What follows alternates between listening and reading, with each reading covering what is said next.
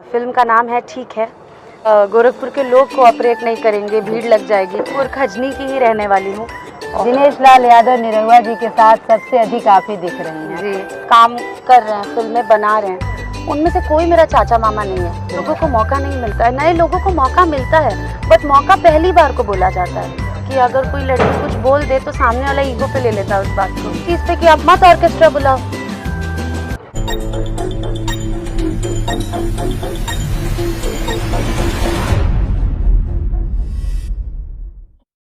दोस्तों, मैं हूँ आकृति और आप देख रहे हैं एनबी न्यूज गोरखपुर। बातों के सिलसिले में गोरखपुर का नया रंग दिखाने में हम कभी पीछे नहीं रहे।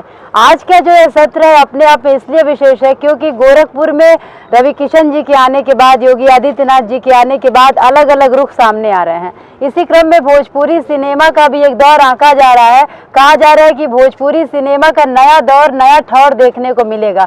क्या मिलेगा, कैसे मिलेगा, बहुत सारी बातें बहुत तरह से कही जा रही हैं। लेकिन फिलहाल आज हमारे साथ एनबी न्यूज के क्रम में उपस्थित है आम्रपाली दुबे जी, और वो गोरखपुर में पहली बार शूट कर रही हैं। आम्रपाली दुबे जी का स्वागत करने से पहले एक बात जान लेना बहुत ज़रूरी है।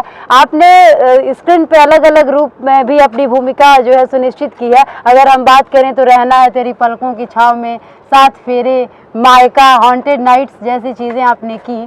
तो सबसे पहले आम्रपाली जी, आपका एनबी न्यूज़ परिवार में स्वागत है। नमस्ते। थैंक यू, नमस्कार। कैसे हैं आप लोग?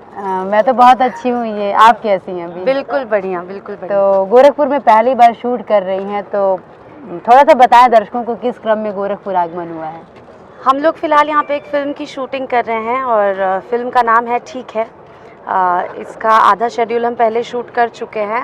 बाकी जो लोकेशंस हमें डिज़ायर्ड थी कि हमको ऐसी ऐसी लोकेशन मिले, वो सब हमें गोरखपुर में ही मिल पाई है। तो हम यहाँ पे बाकी आधा शेड्यूल शूट कर रहे हैं फिल्म का, और बहुत मज़ा आ रहा है यहाँ पे शूट करते हुए। मुझे पहले लगा था कि शायद गोरखपुर के लोग कोऑपरेट नहीं करेंगे, भीड़ लग जाएगी, बट एक बार अगर प्यार से बोल दिया जाए कि प्लीज़ एक्सक्यूज़ मी, हमारा शॉट लगा हुआ है, तो सब अपने आप साइड में चले जाते हैं, शांति से शूट देखते हैं। तो ये एक एक्सपीरियंस मेरा गोरखपुर में बहुत अच्छा है कि बहुत ही शूटिंग फ्रेंडली जगह है, और लोग समझते हैं शूटिंग के इम्पोर्टेंस को। ऐसा नहीं सोचते कि अरे कैमरा लगा हुआ है तो क्या हमको यहाँ से घूमना है तो हम घूमेंगे, ऐसा नहीं हो रहा है एक भी दिन। तो आम्रपाली जी गोरखपुर पहली बार आई हैं, शूट कर रही हैं, तो कहीं ना कहीं आपके साथ ही आपका इतिहास भी चल रहा है। जैसा कि हमारे सभी दर्शक जानते हैं, आपका जो रुख है वो टीवी से फिल्मों की तरफ रहा। आखिर ऐसा क्या था कि आपको भोजपुरी सिनेमा ने अपनी तरफ खींचा? जैसे आप जब भी कह रही हैं कि आप गोरखपुर पहली बार आई हैं तो मुझे बहुत खटक रहा है। मैं आप गोरखपुर खजनी की ही रहने वाली हूँ, और जी मैंने शुरू किया हिंदी टीवी सीरियल्स से, बट आप जहाँ के होते हैं ना वो जगह आपको खींच ही लेती है।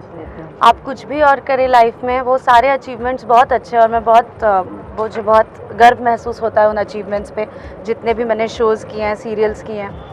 लेकिन इवेंचुअली करना भोजपुरी था, मदर टंग है, मातृभाषा को छोड़ के कहाँ जाएगा कोई आदमी। तो सब करते करते एक दिन मेरी दादी ने मुझसे कहा कि यार बताओ, तुम इतना काम करती हो और हमारी तरफ कोई जानता ही नहीं है।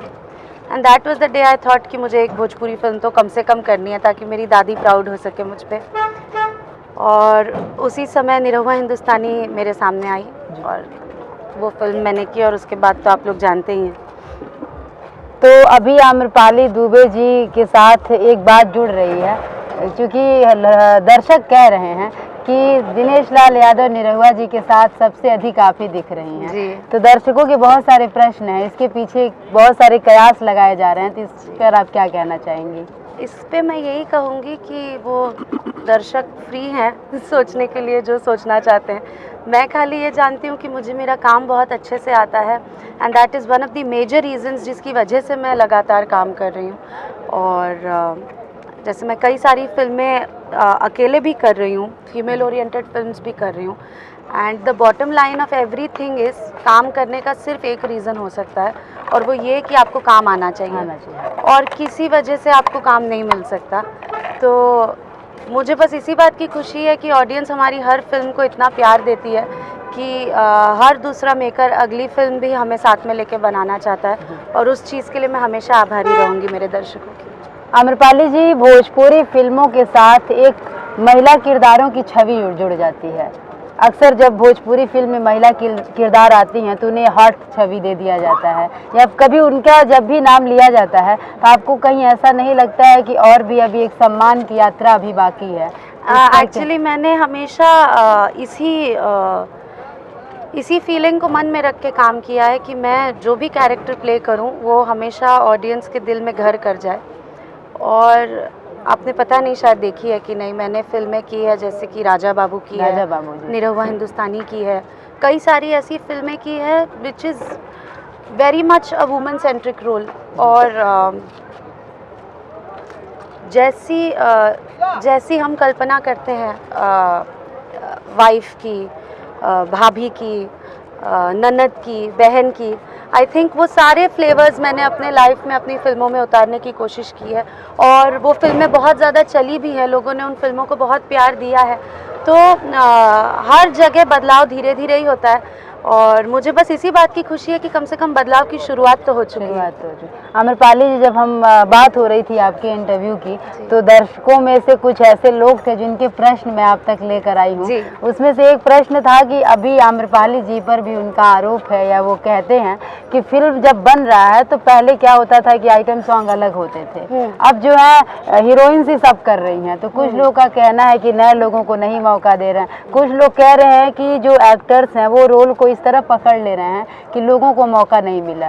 यही उनके शब्द थे। इस पर आप उनको क्या कहना चाहेंगे? मैं यही कहना चाहूँगी कि यहाँ पे जो भी लोग हैं जो काम कर रहे हैं, फिल्में बना रहे हैं, उनमें से कोई मेरा चाचा मामा नहीं है। बिल्कुल, वो सब प्रोड्यूसर हैं, वो पैसे लगा रहे हैं, वो फिल्म बना रहे हैं और वो उस फिल्म को चलाने के लिए जो भी चीज़ उनके लिए ज़रूरी होगी वो करेंगे। तो अगर उनको लगता है कि वो एक बहुत अच्छा रिस्पेक्टेबल प्राइस देके एक स्पेशल अपीयरेंस हमसे फिल्म में करा रहे हैं और उस चीज़ से उनकी फिल्म को फ़ायदा हो रहा है तो वो करेंगे, या वरना उनको किसी ने काट लिया है कि वो आके हमको गाना कराएंगे। सो आई थिंक कि ये सारे डिसीजंस होते हैं प्रोड्यूसर के और वो सिर्फ और सिर्फ अपने फिल्म की सफलता के बारे में सोचते हैं और किसी चीज़ के बारे में नहीं सोचते हैं। ए बी, अभी जो हम ये फिल्म कर रहे हैं, ठीक है, इसमें मैं कहानी का एक जिस्ट बता देती हूँ। 2 लड़कियाँ हैं और एक लड़का है और जो दोनों ही हीरोइनों का कैरेक्टर है वो बहुत ही स्ट्रॉन्ग है, बहुत स्ट्रॉन्ग, बहुत पावरफुल कैरेक्टर है। तो इसमें इस फिल्म में हमारे साथ जो एक और हीरोइन का कैरेक्टर प्ले कर रही है रक्षा गुप्ता जी हैं। उन्होंने अपना भोजपुरी में करियर शुरू किया था इसी फिल्म से, इसी फिल्म की शूटिंग से। फिर किसी वजह से फिल्म थोड़े समय के लिए डिले हो गई तो बीच में उन्होंने और भी फिल्में की। तो ऐसा नहीं है कि नए लोगों को मौका नहीं मिलता है, नए लोगों को मौका मिलता है, बट मौका पहली बार को बोला जाता है। अगर आप चाहते हो कि 100 फिल्मों तक आपको मौका ही मिलता रहे तो ऐसा नहीं होता। मौका एक फिल्म में मिलेगा, आपको अपने आप को प्रूव करना पड़ेगा। आप प्रूव कर दीजिए, 100 फिल्म आपको अपने आप मिल जाएगी। अगर आप खुद को प्रूव ही नहीं कर पा रहे तो आपको मौका दे के क्या फ़ायदा। अभी हम परसों ही शूटिंग कर रहे थे एक शादी का सीक्वेंस और यहीं गोरखपुर का एक लड़का है विपुल, और वो हमेशा दिनेश जी की मिमिक्री करता रहता था और सोशल मीडिया पर डालते रहता था, हम लोग को टैग करते रहता था और मैं देखती भी थी, मुझे बहुत अच्छा लगता था। और वो यहाँ जब मिलने आया उस समय पे एक कैरेक्टर था कि एक भाई की शादी में एक छोटा भाई गाना गा रहा है और दिनेश जी ने एक बार डायरेक्टर सर से पूछा कि सर एक बार इनके वीडियोस देख लीजिए और अगर आपको लगता है कि ये कर पाएंगे तो इनसे करा लीजिए। हमारे डायरेक्टर सर ने वीडियोस देखे, उन्होंने बोला आपसे बेहतर कोई नहीं कर पाएगा, कीजिए। तो अवसर मिलता है लोगों को, ऐसा नहीं है कि नहीं मिलता है। ये सब बस बातें बनाते हैं लोग, ऐसा बिल्कुल भी नहीं है। हम खुद चाहते हैं कि हमारी इंडस्ट्री में अच्छे अच्छे आर्टिस्ट आएँ, अच्छे अच्छे रोल्स, अच्छे अच्छे आर्टिस्ट प्ले करें और उसके लिए हम बहुत कोशिश करते हैं। हम कई बार जब फिल्में होती है तो बहुत लंबे समय तक कास्टिंग ही करते रह जाते हैं कि हमको अच्छी कास्ट मिले, स्टार कास्ट अच्छी मिले फिल्म के लिए। 2-3 प्रश्न और हैं आम्रपाली जी, जिसमें से एक प्रश्न ये भी है कि भोजपुरी फिल्मों का समाज पर क्या प्रभाव पड़ता है, इसको आप किस तरह से देख रहे हैं? भोजपुरी फिल्म का, चाहे बॉलीवुड की कोई फिल्म हो, चाहे कोई भी फिल्म हो, चाहे कोई भी चीज़ देखने वाली हो, वो देखने वाले के ऊपर डिपेंड करता है कि वो उससे क्या लेकर जा रहा है। हम हमेशा ऐसी फिल्म बनाने की कोशिश करते हैं जिसमें एक बहुत अच्छा सोशल मैसेज हो।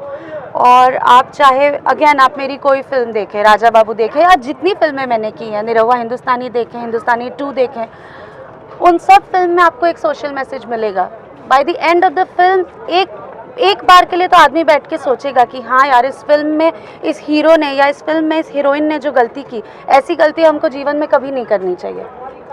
तो हम हर फिल्म में एक अच्छी सीख देने की कोशिश करते हैं। अब लोग उस सीख को लें तो बहुत अच्छी बात है, और लोग वो सीख लेते भी हैं, क्योंकि हमारी फिल्में जब YouTube पर आती है और लोग फिल्म देखते हैं तो नीचे जब उनके कमेंट्स पढ़ते हैं तो पता चलता है कि वो बोलते हैं कि हाँ, ये 7 करोड़ के चक्कर में राजा बाबू में 7 करोड़ कौन बनेगा करोड़पति खेलते, बोलते 7 करोड़ के चक्कर में अपना फैमिली लाइफ नहीं खराब करना चाहिए था। इस फिल्म से बहुत अच्छी सीख मिली। तो बहुत सारे लोग अच्छी सीख लेते भी हैं फिल्मों से, और तब हमें लगता है कि हमने जो प्रयास किया वो सफल हुआ। आम्रपाली जी, आपने बॉलीवुड की बात कर ही दी है, तो बॉलीवुड में एक बात हमेशा मुद्दे में आती है, नज़र में आती है। वहाँ के महिला कलाकारों का दावा है कि उनके जो पेमेंट है वो हमेशा पुरुष कलाकारों से कम रखे जाते हैं। भोजपुरी इंडस्ट्री की क्या स्थिति है?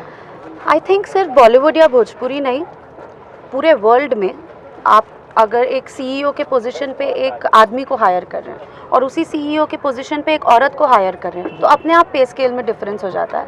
और इसका रीज़न सिर्फ और सिर्फ बॉटम लाइन ये है कि कहीं ना कहीं लोगों के माइंडसेट में उन्होंने सोच के रखा है कि आप विमेन को सेकंड क्लास सिटीजन समझो जी।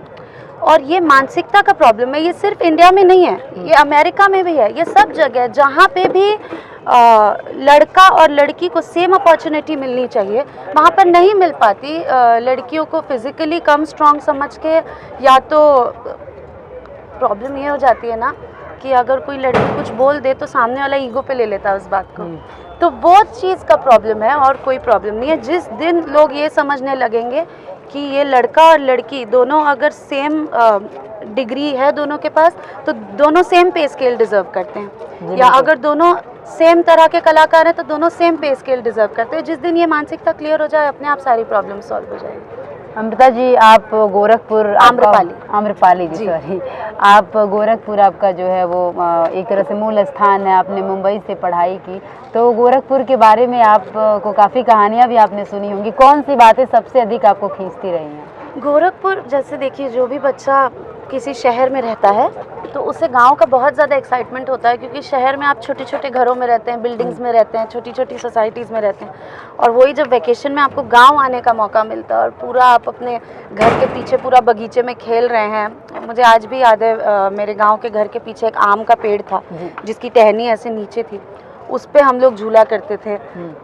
ये सब जो मेमोरीज़ है वो मुझे हमेशा, आज भी मैं याद करती हूँ बैठ के, तो मुझे हमेशा पीसफुल, मैं जब भी गोरखपुर के बारे में सोचती हूँ मेरे दिमाग में ये आता है कि इट्स अ पीसफुल प्लेस, क्योंकि मैंने बचपन में यहाँ पे अपने वेकेशंस में बहुत ज़्यादा एंजॉय किया पीसफुली। तो गोरखपुर का यही है मेरे दिमाग में, पीसफुल। चलते चलते आपने गोरखपुर की भी बात की, हमने अलग अलग जगह की बात की, मन में चलते चलते एक प्रश्न और आ रहा है कि आजकल शादी ब्याह में एक चलन चल गया, ऑर्केस्ट्रा का चलन चल गया, और उसमें एक लड़कियों की एक अलग तरह से भूमिका सुनिश्चित कर दी जाती है कि वो हैं, और अभद्र तरह से लड़के उनसे व्यवहार कर रहे हैं, और इसमें ज़्यादातर भोजपुरी फिल्मों के गाने लगाए जा रहे हैं, और मतलब उस पर एक तरह से वल्गैरिटी दिखाई जा रही है। इस पे आप क्या कहना चाहेंगी? तो ये चीज़ लव मैरिजेस में हो रही है, जो लोग भाग के लड़का लड़की शादी कर रहे हैं, कि उन घरों की शादियों में हो रही है जहाँ पूरा परिवार सम्मिलित है? दोनों तरह की हो रही, गांव के बाहर के कोने पे। मेनली शादी ये होता है जिसमें पूरा परिवार सम्मिलित होता है। बिल्कुल, पूरा परिवार, माँ बाप, दादा दादी, चाचा चाची, बुआ मौसी, सब रहते हैं। तो उन लोगों को आपत्ति लेनी चाहिए इस चीज़ पे कि आप मत ऑर्केस्ट्रा बुलाओ। बिल्कुल। अगर आपत्ति नहीं ले रहे हैं और परिवार वालों को ये चीज़ ठीक लग रही है, तो आप पर मैं सवाल करके क्या कर सकती हूँ? ये भी सही है। तो बहुत धन्यवाद, आपने समय दिया, और आपकी फिल्म ठीक है के लिए हमारे NB परिवार की तरफ से बहुत सारी शुभकामनाएं। Thank you so much. बहुत धन्यवाद।